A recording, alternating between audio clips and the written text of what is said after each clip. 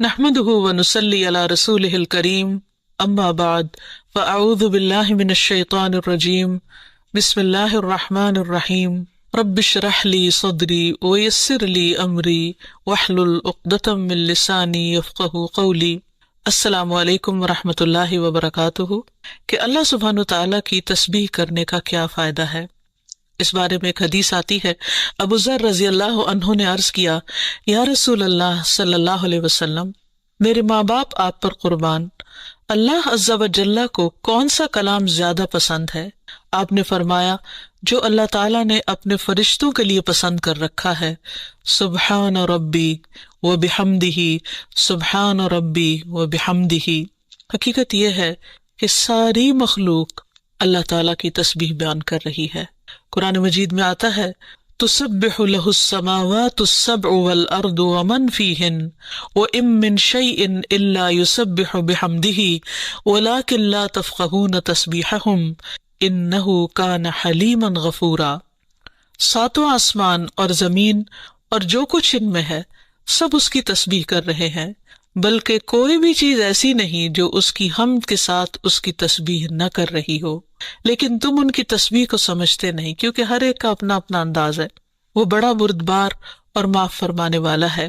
سورۃ النور میں بھی اللہ سبحانہ وتعالیٰ فرماتے ہیں، الم تر ان اللہ یسبح لہ من فی السماوات والارض والطیر صافات کل قد علم صلاتہ وتسبیحہ واللہ علیم بما یفعلون۔ کیا تم دیکھتے نہیں کہ آسمانوں اور زمین میں جو کچھ ہے اور فضا میں پر پھیلائے ہوئے پرندے سبھی کے سب یہ اللہ کی تسبیح کر رہے ہیں۔ ہر مخلوق کو اپنی نماز اور تسبیح کا طریقہ معلوم ہے اور اللہ اسے خوب جاننے والا ہے جو وہ کرتے ہیں۔ بہت ہی خوبصورت آیت ہے جس سے یہ پتہ چلتا ہے کہ نمبر ایک، ساری مخلوق تسبیح کر رہی ہے، سب اللہ کے ذکر میں مشغول ہیں، ایک ذرے سے لے کر بڑے بڑے ستارے اور سیارے۔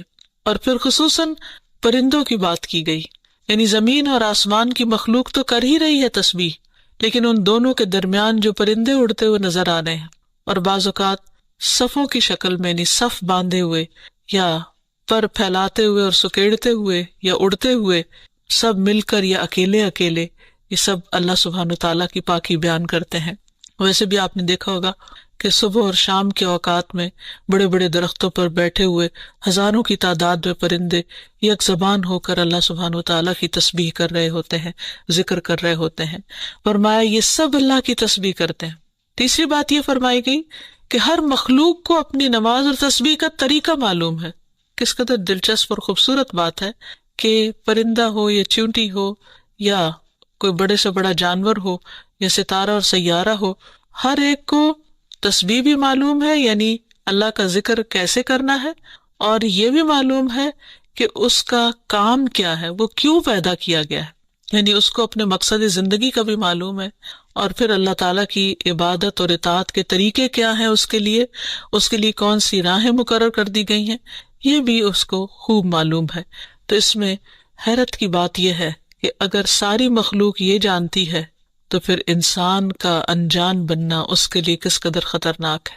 اللہ تعالیٰ نے سب کچھ انسان کے لیے پیدا کیا اور وہ ساری چیزیں انسان کی خدمت میں خوب لگی ہوئی ہیں، لیکن انسان کو جس کے لیے پیدا کیا گیا، انسان اس مقصد کو بھول گیا اور اپنے رب سے غافل ہو گیا۔ تو اس لیے اگر ہم تسبیح نہیں کریں گے تو ہم ساری کائنات سے الگ ہو جائیں گے۔ وہ سب تو اللہ کے وفادار، فرما بردار، تسبیح گزار، اور ہم اللہ سے غافل، یہ دل کیسے گوارا کر سکتا ہے؟ اس لیے زیادہ سے زیادہ اللہ سبحانہ و تعالیٰ کی تسبیح کرنی چاہیے۔ ایک حدیث سے یہ بھی پتہ چلتا ہے کہ چیونٹیاں بھی اللہ کی تسبیح کرتی ہیں۔ جب ایک موقع پر کسی نے چیونٹیوں کو جلا دیا تو اللہ سبحانہ و تعالیٰ نے ان سے یہی کہا کہ تم نے گروہوں میں سے ایک ایسے گروہ کو جلا دیا جو اللہ کی تسبیح بیان کرتا ہے، اور ویسے بھی آگ کا عذاب اللہ کے سوا کسی اور کو دینے کا حق نہیں۔ پھر اسی طرح جو کھانا ہم کھاتے وہ بھی اللہ کی تسبیح کرتا ہے۔ عبداللہ بن مسعود رضی اللہ عنہما بیان کرتے ہیں کہ ہم آپ صلی اللہ علیہ وسلم کے زمانے میں کھاتے وقت کھانے کی تسبیح سنتے تھے، یعنی نبی صلی اللہ علیہ وسلم سنوا سکتے تھے کہ کس طرح کھانا تسبیح کر رہا ہے۔ پھر اسی طرح فرشتے بھی اللہ تعالیٰ کی تسبیح کرتے ہیں، جس کا وہ اقرار خود کر رہے تھے کہ وَنَحْنُ نُسَبِّحُ بِحَمْدِكَ وَنُقَدِّسُ لَكَ، کہ ہم تیری حمد کے ساتھ تیری تسبیح کرتے ہیں اور تیری پاکی بیان کرتے ہیں۔ قرآن مجید میں سورۃ الشورى میں بھی آتا ہے وَالْمَلَائِكَةُ يُسَبِّحُونَ بِحَمْدِ رَبِّهِمْ، اور فرشتے اپنے رب کی حمد کے ساتھ اس کی تسبیح کرتے ہیں، یعنی تعریف بھی کرتے ہیں، تسبیح بھی کرتے ہیں۔ تسبیح کا مطلب ہوتا ہے اللہ تعالیٰ کو ہر عیب اور نقص سے پاک قرار دینا، اور حمد ہوتا ہے اللہ تعالیٰ کی تعریف بیان کرنا، یعنی اس کی خوبیوں پر اور اس کے کمالات پر اس کی تعریف کرنا۔ پھر اسی طرح وہ فرشتے جو عرش کو اٹھائے ہوئے ہیں وہ بھی اللہ تعالیٰ کی تسبیح کرتے رہتے ہیں۔ الذین یحملون العرش ومن حولہ یسبحون بحمد ربہم، جو فرشتے عرش اٹھائے ہوئے ہیں اور جو اس کے ارد گرد ہیں سب اپنے پروردگار کی حمد کے ساتھ اس کی تسبیح کرتے ہیں۔ ایک اور جگہ پر آتا ہے وَتَرَى الْمَلَائِكَةَ حَافِّينَ مِنْ حَوْلِ الْعَرْشِ يُسَبِّحُونَ بِحَمْدِ رَبِّهِمْ، نیز اس دن آپ دیکھیں گے یعنی قیامت کے دن کہ فرشتے عرش کے گرد حلقہ باندھے اپنے پروردگار کی تعریف کے ساتھ تسبیح کر رہے ہیں۔ پھر اسی طرح بعض مواقع پر جب وحی نازل ہوئی تو نزول وحی کے وقت حاملین عرش سے لے کر تمام انسانوں کے فرشتوں نے تسبیح کی، یعنی انسان کی ہدایت کے لیے اتنی بہترین کتاب اتاری جا رہی تھی۔ اور تسبیح فرشتوں کی خوراک بھی ہے، یعنی جیسے ہم انسان کھانا پینا کرتے ہیں اسی طرح فرشتوں کو کسی مادی چیز کے کھانے کی ضرورت نہیں ہوتی، وہ ان کی تسبیح جو ہے وہی خوراک ہے۔ اس بارے میں حضرت عائشہ کہتی ہیں کہ میں نے نبی صلی اللہ علیہ وسلم سے پوچھا کہ دجال کے زمانے میں ایمان والوں کا کھانا کیا ہوگا، یعنی اتنا فتنے کا دور ہوگا اور ہر شخص چھپ جائے گا اور چاہے گا کہ وہ اس فتنے سے بچ جائے، تو پھر وہ کیا کھائے گا؟ آپ نے فرمایا جو فرشتوں کا ہے، یعنی تسبیح، تکبیر، تحمید، تحلیل، یعنی اللہ تعالیٰ کی حمد و ثنا کرنا، اللہ کا ذکر کرنا۔ اور تسبیح کیوں نہ کی جائے؟ کیونکہ اللہ سبحانہ تعالیٰ نے قرآن مجید میں اپنے حبیب محمد صلی اللہ علیہ وسلم کو بارہا تسبیح بیان کرنے کا حکم دیا ہے۔ فرمایا فسبح بسم ربک العظیم، سو اپنے بہت عظمت والے رب کے نام کی تسبیح کیا کریں۔ پھر ہے سبح اسم ربک الاعلی، اپنے رب کے نام کی تسبیح کریں جو سب سے بلند ہے۔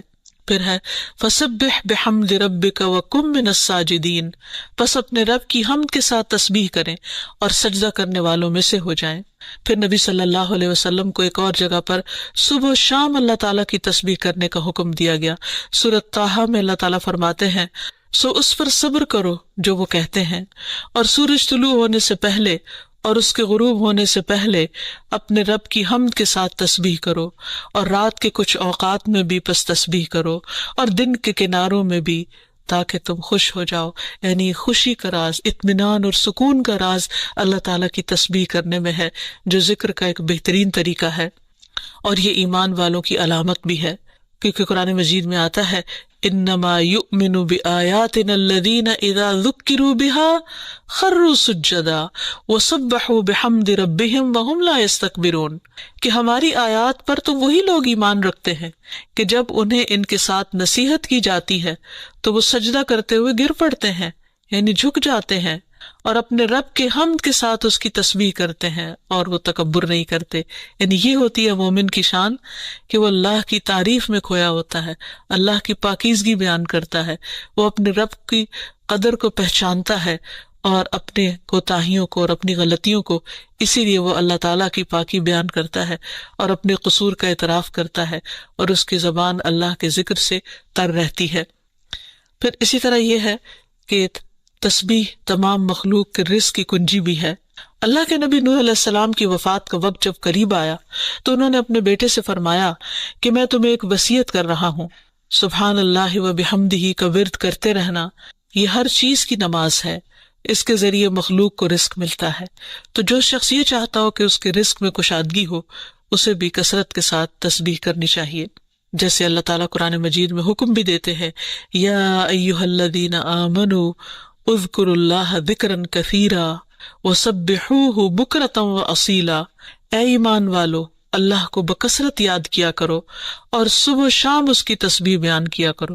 یعنی انسان کو خاص طور پر صبح اور شام کے اوقات میں تسبیح کرنی چاہیے، جس کی تفصیل احادیث میں ہمیں ملتی ہے۔ رسول اللہ صلی اللہ علیہ وسلم خود بھی کثرت کے ساتھ سبحان اللہ و بحمدہ استغفر اللہ و اتوب الیہ کثرت سے پڑھا کرتے تھے، کہ پاک ہے اللہ اور اس کی تعریف کے ساتھ، اور میں اللہ تعالیٰ سے بخشش طلب کرتا ہوں اور میں اس کی طرف توبہ کرتا ہوں۔ پھر اسی طرح تسبیح اہل جنت کی پکار بھی ہوگی، دعواہم فیہا سبحانک اللہم، کہ ان کی پکار وہاں ہوگی کہ اے اللہ تو پاک ہے ہر عیب سے، ہر کمی کوتاہی سے، ہر نقص سے، یعنی تو بے عیب ہے، منزہ ہے۔ اور یہ اللہ سبحانہ وتعالیٰ کو نہایت پسند ہے کہ اس کی کوئی مخلوق اس کی پاکی بیان کرے، کیونکہ وہ اس کا مستحق ہے، وہ ہے ہی پاک۔ پھر یہ ہے کہ اہل جنت بھی صبح و شام اللہ تعالیٰ کی تسبیح بیان کریں گے، اس لیے ضروری ہے کہ انسان یہ سلسلہ دنیا سے ہی شروع کر دے۔ اہل جنت کی تسبیح جو ہے وہ ان کی سانسوں میں جاری کر دی جائے گی، اور پھر جو لوگ اللہ تعالیٰ کی تسبیح نہیں کرتے وہ دراصل بد نصیب ہیں، کیونکہ وہ اتنی بڑی خیر سے محروم ہو رہے ہیں جو دنیا میں ان کے لیے سکون کا باعث ہے اور آخرت میں ان کے لیے رب کے قرب کا ذریعہ ہوگی۔ تسبیح کے لیے جو الفاظ استعمال ہوتے ہیں اس میں سبحان اللہ و بحمدہ، سبحان ربی الاعلیٰ، سبحان ربی العظیم، یہ تمام کلمات جو ہیں یہ تسبیح کے ہیں۔ اس کے علاوہ ایک اور حدیث سے ہمیں پتہ چلتا ہے، سمرہ بن جندب کہتے ہیں کہ رسول اللہ صلی اللہ علیہ وسلم نے فرمایا، اللہ کے نزدیک سب سے زیادہ محبوب کلمات 4 ہیں، سبحان اللہ والحمد للہ ولا الہ الا اللہ واللہ اکبر، اور تمہیں اس میں سے کسی بھی کلمے سے شروع کرنا نقصان نہ دے گا، یعنی پہلے الحمدللہ بھی کہہ سکتے ہیں یا سبحان اللہ پہلے کہہ سکتے ہیں، لیکن یہ اللہ تعالیٰ کے نہایت پسندیدہ ترین کلمات ہیں۔ پھر اسی طرح آپ صلی اللہ علیہ وسلم نے یہ بھی فرمایا کہ بے شک تم لوگ اللہ کی عظمت کا جو ذکر کرتے ہو، یعنی تسبیح، تحلیل، تحمید، جو الفاظ بھی کہتے ہو، وہ عرش کے ارد گرد چکر لگاتے ہیں، ان کی ایسی بنبناہٹ ہوتی ہے جیسے شہد کی مکھیوں کی بنبناہٹ، وہ اپنے کہنے والے کا ذکر اللہ کے ہاں کرتے ہیں، کیا تم نہیں چاہتے کہ اللہ کے ہاں تمہارا ذکر ہوتا رہے؟ تو اس سے پتہ چلتا ہے کہ انسان اگر یہ چاہتا ہے کہ اللہ سبحانہ وتعالیٰ کے ہاں اس کا ذکر ہو تو اس کو چاہیے کہ دنیا میں وہ کثرت کے ساتھ تسبیح کرے، کیونکہ یہ اس کے لیے تمام چیزوں سے بہتر ہے۔ تسبیحات کا پڑھنا تمام چیزوں سے بہتر ہے۔ ابو ہریرہ کی روایت میں آتا ہے کہ رسول اللہ صلی اللہ علیہ وسلم نے فرمایا، سبحان اللہ والحمد للہ ولا الہ الا اللہ واللہ اکبر، کہ اللہ پاک ہے اور سب تعریفیں اسی کے لیے ہیں، اللہ کے سوا کوئی معبود نہیں اور اللہ سب سے بڑا ہے۔ یہ کہنا میرے نزدیک ہر اس چیز سے محبوب ہے جس پر سورج طلوع ہو، یعنی بڑے بڑے سونے چاندی کے ڈھیر سے بھی زیادہ پسندیدہ تھا نبی صلی اللہ علیہ وسلم کے نزدیک ان کلمات کا ذکر کرنا، ورد کرتے رہنا۔ پھر اسی طرح یہ کلمات جو زبان پر بہت ہلکے ہیں اور میزان میں بہت بھاری ہیں اور الرحمن کو بہت ہی پیارے ہیں، وہ ہے سبحان اللہ و بحمدہ، سبحان اللہ العظیم۔ پھر ایک بار تسبیح پڑھنے سے زمین و آسمان بھر جاتا ہے۔ رسول اللہ صلی اللہ علیہ وسلم نے فرمایا، طہارت نصف ایمان کے برابر ہے، اور الحمدللہ کہنا میزان کو بھر دیتا ہے۔ سبحان اللہ اور الحمدللہ کہنے سے زمین و آسمان کے درمیانی فضا بھر جاتی، یعنی کتنا فاصلہ ہے زمین و آسمان کے بیچ کا، لیکن انسان کیا اس کے لیے بھی اس کو کچھ مشکل ہے کہ اللہ سبحانہ وتعالیٰ کی محبت کے ساتھ پاکی بیان کرے اور تسبیح کرے، جس کا ریوارڈ اتنا بڑا ہے اس کے لیے۔ آج دنیا میں انسان کو وہ نظر نہیں آتا، لیکن کل قیامت کو انسان ایک ایک نیکی کا محتاج ہوگا تو وہاں اس کو اس کی قدر آئے گی۔ اس لیے بہتر ہے کہ آج اپنے لیے انسان ذخیرہ اور سرمایہ اکٹھا کر لے۔ پھر اسی طرح انسان جب تسبیح کرتا ہے تو اس کے گناہ بھی مٹتے ہیں، یعنی ایک طرف اس کی نیکیوں میں اضافہ ہوتا ہے اور دوسری طرف اس کے گناہوں کو جھاڑنے کا ذریعہ بنتا ہے۔ انس رضی اللہ عنہ کہتے ہیں کہ رسول اللہ صلی اللہ علیہ وسلم ایک ایسے درخت کے پاس سے گزرے جس کے پتے سوکھ چکے تھے، آپ نے اس پر لاٹھی ماری تو اس کے پتے جھڑنے لگے، پھر آپ نے فرمایا، الحمدللہ و سبحان اللہ ولا الہ الا اللہ واللہ اکبر سے اسی طرح گناہ جھڑتے ہیں جس طرح اس درخت کے پتے جھڑے ہیں۔ پھر اسی طرح یہ 100 اونٹوں سے افضل عمل ہے۔ نبی صلی اللہ علیہ وسلم نے فرمایا، جس نے سورج طلوع ہونے اور اس کے غروب ہونے سے قبل 100 بار سبحان اللہ کہا تو یہ اس کے لیے 100 اونٹوں سے بہتر ہے، یعنی اتنی بڑی کمائی اور نیکیوں کا اتنا بڑا ذخیرہ ہے۔ پھر اسی طرح تسبیح کے کچھ اور کلمات ہیں، کہ جن سے آسمان کے دروازے کھل جاتے ہیں۔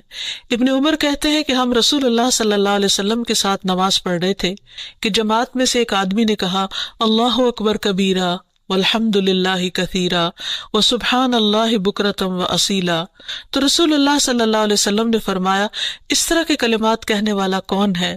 جماعت میں سے ایک آدمی نے عرض کیا اے اللہ کے رسول میں ہوں۔ آپ نے فرمایا کہ مجھے تعجب ہوا کہ اس کے لیے آسمان کے دروازے کھولے گئے۔ ابن عمر فرماتے ہیں کہ میں نے ان کلمات کو پھر کبھی نہیں چھوڑا جب سے اس کے بارے میں نے رسول اللہ صلی اللہ علیہ وسلم کو یہ فرماتے ہوئے سنا، کیا کہ اس شخص کے لیے آسمان کے دروازے کھول دیے گئے، یعنی ان کلمات کے پڑھنے کی وجہ سے۔ پھر تسبیحات کا پڑھنا جنت میں درخت لگانے کا سبب بنتا ہے۔ پھر اسی طرح انسان کے تمام جوڑوں کا صدقہ ہر روز اس پر واجب ہو جاتا ہے، اور یہ تسبیحات اس کے لیے ہر جوڑ سے صدقے کا باعث بنتی ہیں۔ پھر یہ ہے کہ تسبیحات عمر میں اضافے کا ذریعہ بھی بنتی ہیں۔ نبی صلی اللہ علیہ وسلم نے فرمایا اللہ کے نزدیک اس مومن سے افضل کوئی نہیں جسے حالت اسلام میں لمبی عمر دی گئی ہو اس کی تسبیح و تکبیر اور تحلیل کی وجہ سے۔ پھر اسی طرح انسان کے لیے یہ تسبیحات محرومی سے بچاؤ کا ذریعہ بھی ہیں۔ رسول اللہ صلی اللہ علیہ وسلم نے فرمایا کچھ دعائیں ایسی ہیں جن کو 100 مرتبہ پڑھنے والا کبھی محروم نہیں ہوتا۔ سبحان اللہ والحمد للہ ولا الہ الا اللہ واللہ اکبر، یعنی جب انسان کو کوئی حاجت ہو، کوئی ضرورت ہو، کوئی مشکل ہو، کوئی پریشانی ہو، تو اللہ سبحانہ وتعالیٰ کا ان الفاظ کے ساتھ ذکر کرنا شروع کر دے، تسبیح کرنا شروع کر دے، کیونکہ یہ باقی رہنے والی نیکیاں ہیں اور دنیا میں بھی انسان کو فائدہ دیتی ہیں اور آخرت میں بھی انسان کے لیے آگ سے بچاؤ کا ذریعہ ہے۔ حدیث میں آتا ہے رسول اللہ صلی اللہ علیہ وسلم نے فرمایا اپنا بچاؤ حاصل کر لو۔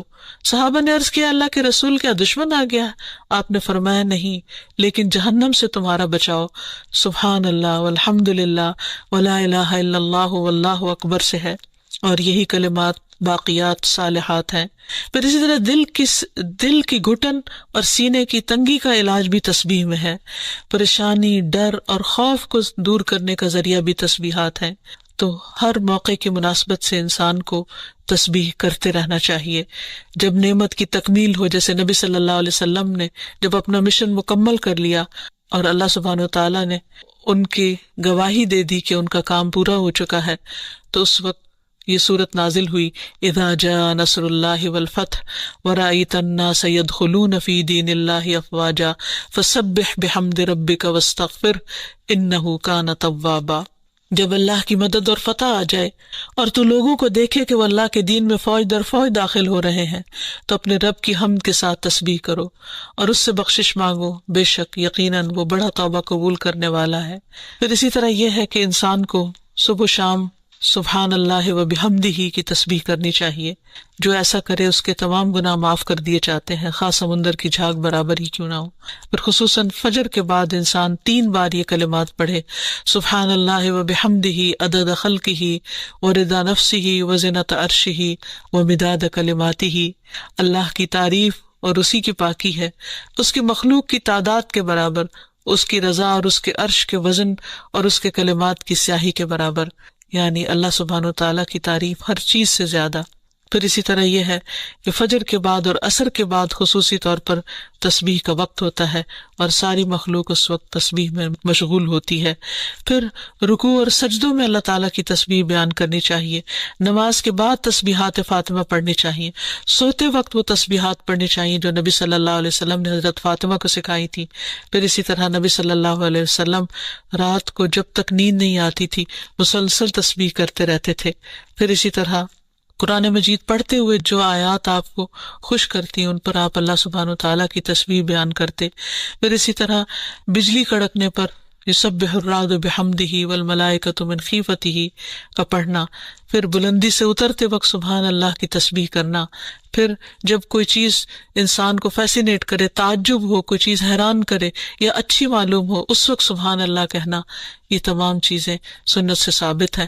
اللہ تعالیٰ سے دعا ہے کہ وہ ہمیں ان لوگوں میں شامل کر لے جو اس کی تسبیح کرنے سے محبت رکھتے ہیں۔